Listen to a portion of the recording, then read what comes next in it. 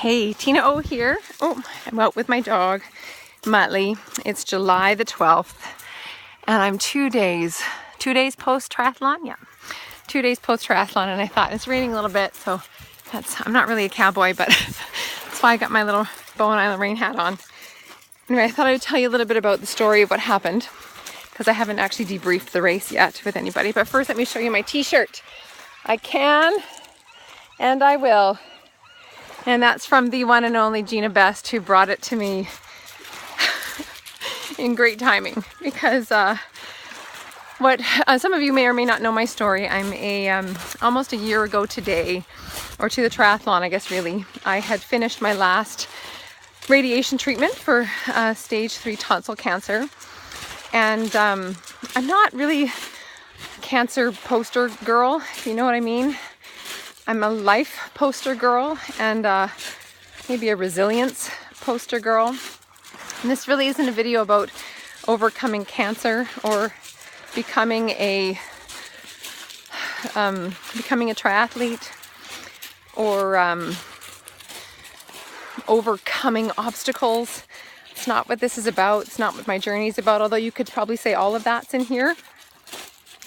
This is about life and dealing with the stuff that life sends you, and how to live in and amongst all of it. So I'm TinaO. My website is TinaO Life. It's a hub for all things worth living for. And I'm down at the beach today, and where it all started. I've always been a water girl.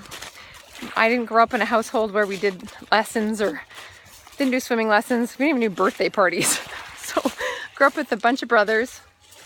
Wasn't a very fun place. I was the youngest, and so I got kind of tough, and so much of the cancer journey, I think, for me was about reclaiming actually being soft, being feminine, being in my body and not having to be strong.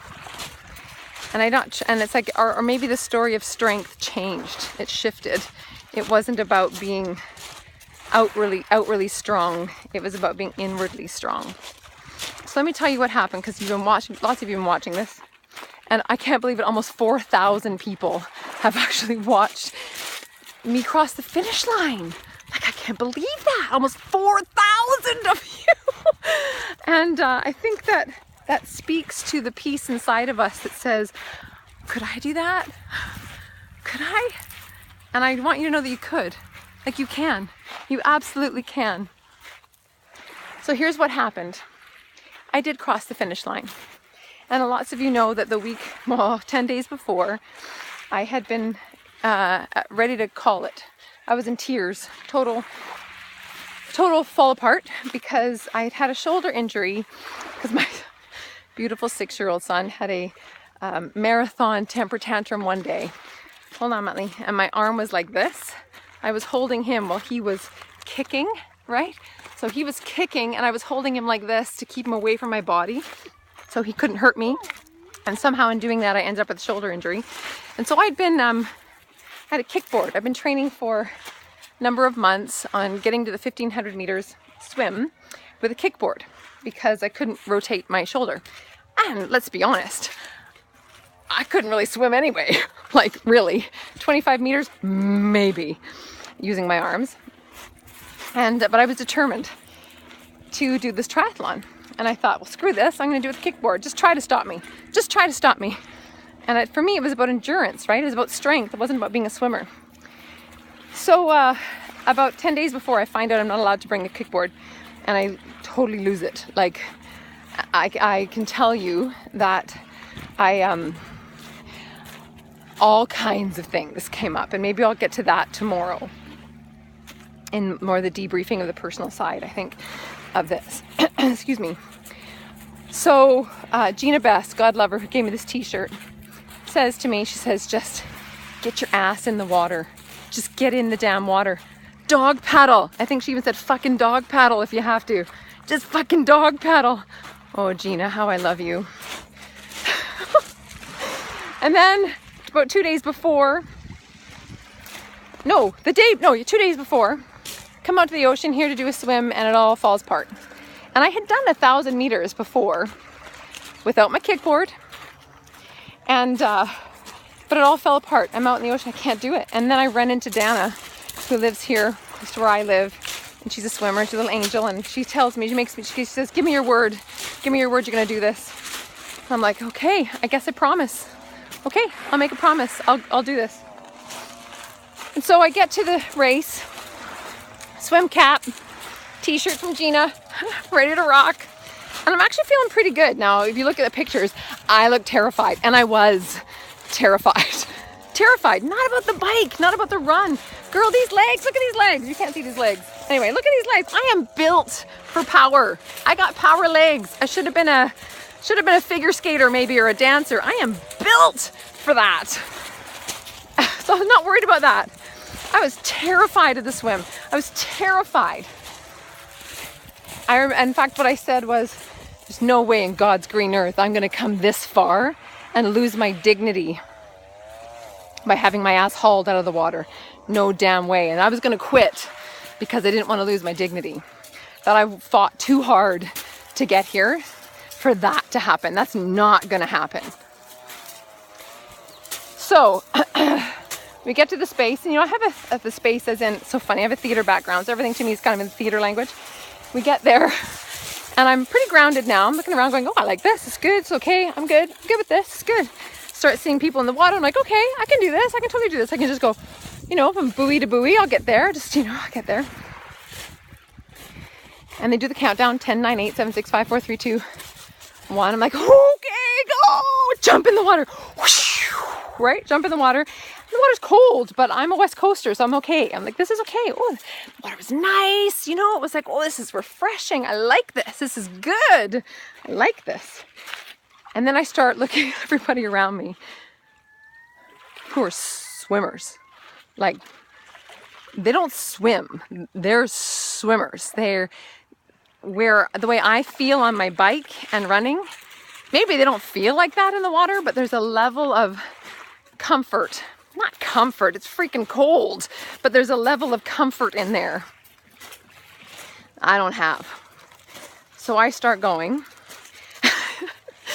I'm like, I'm gonna glide, I'm gonna side glide. Like side glide, kick, kick, kick, kick, kick. Side glide, kick, kick, kick, kick, kick, right? Kick, kick, kick. And I'm like, okay, I can do this. Do a little breaststroke. Get the little breaststroke. I get to the first buoy. I'm like, I'm not gonna do this. Meaning, I'm not gonna finish this. Meaning, I don't have this. This is a whole other league. And I turn around thinking, just take a rest. And I look behind me, and here comes the next group behind me. Just after I've just sort of rested, I'm watching them. I'm like, oh my God, here comes the next group. They're gonna come right over me. And then I start thinking, okay, so that group's gonna come over me, and then the next group's gonna come over me, and the next group's gonna come over me, and I start realizing I'm just not ready. I'm not ready for this. And I'm not, oddly enough, I'm actually not sad about it. I have this moment where I realize you're just not ready yet. Not for the swim. You can stay in the water for an hour. You could do that. You can float for an hour. You can even kick for an hour. But you can't swim for an hour. Not in this. Not in this. This is not safe. So I paddle out to the paddleboard lady, and I look up and I'm like, I have to get out. You okay? Are you okay? Are you all right? You okay? I'm like, honestly, I can tread water for an hour. I'd be fine, but I'm not ready to do this swim. And I'd probably gone out about 300 meters. I'm going to guess I'd gone that far, maybe a bit farther, but probably about 300 meters.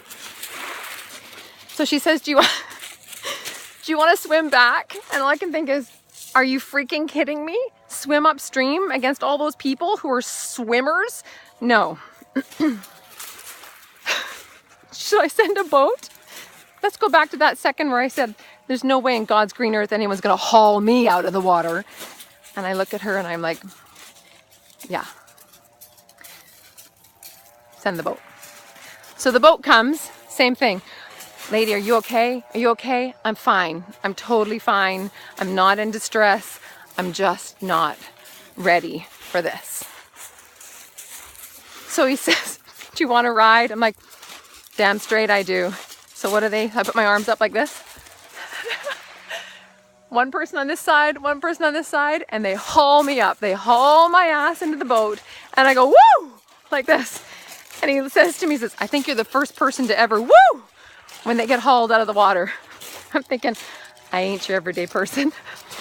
So they haul me out, and I get to the dock, climb out on the dock, and here's the thing I notice, no one's looking at me. I was terrified, one, of losing my mind in the water. I was terrified of looking, terrified's too strong, not interested in looking bad out there, how about that? And I just noticed nobody cared, nobody cared. And I felt really good, kind of empowered actually, because it was the first time in my life. It sounds really funny, but remember that part I said about I've always been a tomboy, and part of my cancer journey was about reclaiming a softer me, a kinder me. I live in a body, I need to take care of it. And I have this realization that I just took care of myself. No one had to haul me out. No one had to rescue me. I knew in a moment in the water there that this was not okay. It's not good for me to be in here in this place. I need to get out. And I did.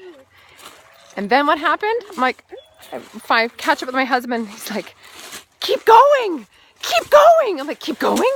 I don't have to stop. He says, no one cares. Keep going. Keep going. I'm like, oh my God, okay. And then the whole race starts again. And I'm running. And I run to my bike. I run to my bike. And guess what?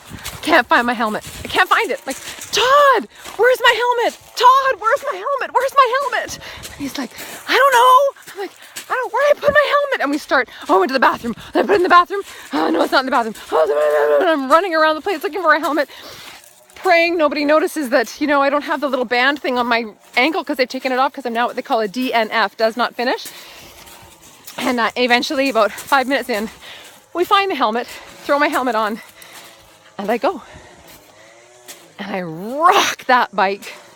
I have to admit, for the first 10 minutes, I replayed over and over and over and over and over and over and over and over and over and over again. Did I do the right thing? You know, all the stuff that we do to ourselves. I did all that stuff too.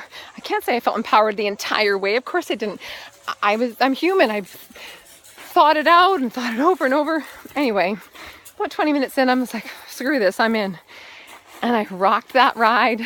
I loved the ride. I loved it. One of my favorite clips is when I'm zooming by, Todd caught me. I'm like, no! I loved it. The sheer joy of being in the moment, in my body, totally strong, totally doing it for nobody else but me. Oh boy, I tell you, there's nothing like that. Then I finish the bike, park the bike, and I do the run. There's nothing to say about the run. It was just freaking magnificent. Magnificent. And I parked, again, we're going to transition, leave the bike, get ready for my run, put my, you know, shoes on and all that stuff, come out, start running, and I run into Gina. Thank you, Gina. And I'm coming, I'm running, I'm like, I'm coming in for a hug. And I give Gina a massive hug. She says to me in my ear, she says, you did your swim, she said. And it just I don't know, it was the thing I was the most scared about. And it brought it all home that although I wasn't ready to do an Olympic swim, I did mine. And up until 10 days ago, I hadn't even been able to, 3 days ago, I hadn't even been able to turn my shoulder. And I did mine, and I showed up, and I got in the water. And I was terrified a few days before, and I still jumped in, and I still went for it. So when I came across the finish line, And I noticed, oh my God, they're gonna let me cross the finish line. They're gonna let me cross the finish line. And I cross the finish line, and then they say my name. They go, Tina Overbury, 150. Like, oh my God, they're actually gonna recognize me crossing the finish line. And I guess somewhere in the notes of who knows what, hold on, Muttley, in the notes of who knows what, my story was in there. And I crossed the finish line, and they say, Tina Overbury, 150. It's a great story. She's overcome tonsil cancer, and she's a finisher. And I had so much respect for them and so happy to have been given that chance to cross the finish line. And so that's what happened. I have lots of insights, but this video is long enough. I will tell you more. I'll do another one tomorrow. But for today, what I hope this story imparts to you is to keep going, and that the success really isn't in the finish line. The success is in the honoring of your story and showing up fully in your story. The success is in not giving up on you. The success is not even about being a triathlete. It's in your health. It's in your well-being. It's in being able to get up and look at this every day and say, I'm alive and I live here. Some days it's hard to get up than others. Some days you feel defeated by life in general. You think life's out to get you. Life's not out to get you that way. Life's out to get you. Life is here to get you. Half the time we just have to get that. Get it, that life has already got you. So that's what happened. Thanks for listening. I'll post another one tomorrow about what's going to happen next, because I have some thoughts about that. Thank you for believing in me.